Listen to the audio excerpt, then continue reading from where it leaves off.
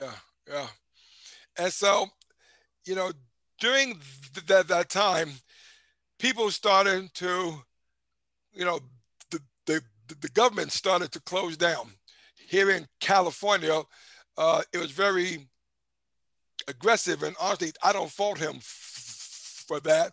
You know, other states not so much, but around the country, people were beginning to to not go to work and were losing their jobs, right?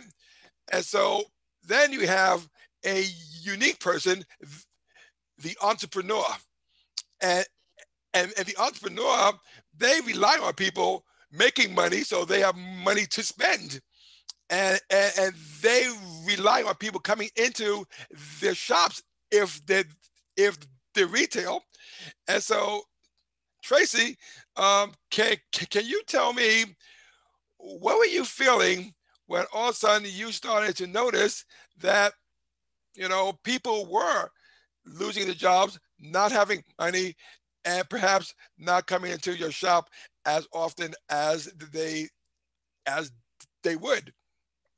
Well, the what's beautiful about you asking me is that you were kind of there right down the hallway from me. So you'll be able to refer back to some of the things that I'm going to say. First things first is uh, it was right around February, March, where the first impact to my business was I had to let my sister-in-law and my niece and the young lady from the community go, Mm-hmm. right? I mean, there's just no budget because there was no traffic.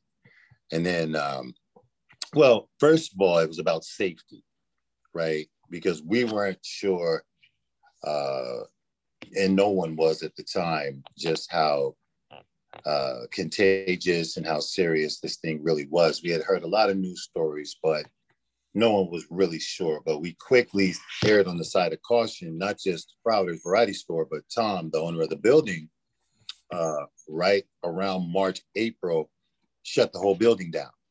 So we being in the back of the building, even if the doors were open, nobody was coming in there. And if they did come, they weren't coming all the way to the back of the building. So the impact on us was almost immediate and pretty severe.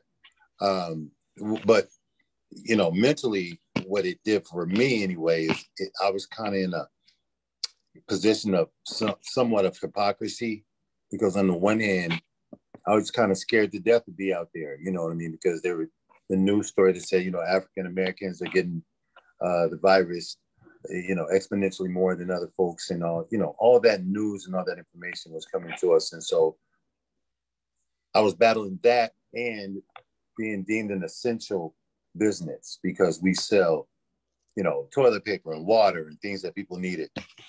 But what I think helped me make my mind up about what side I stood on was Amawole, Margot, good friend of mine, Terry.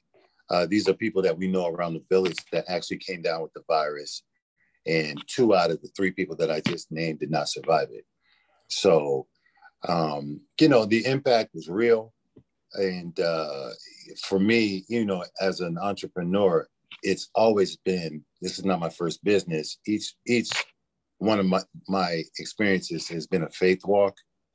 And so, to be honest with you, man, my thing was like, Father, if it's not my time, then I'm just going to go out here and serve the community as best I can with my hand sanitizer and my mask and everything else on. And, when I get home, I'll stop in the garage, throw everything in the washing machine and, and going about my business. And so that's been basically the mode of operation since then. Mine is, we've kind of relaxed on how we come and go from the house. You know what I mean?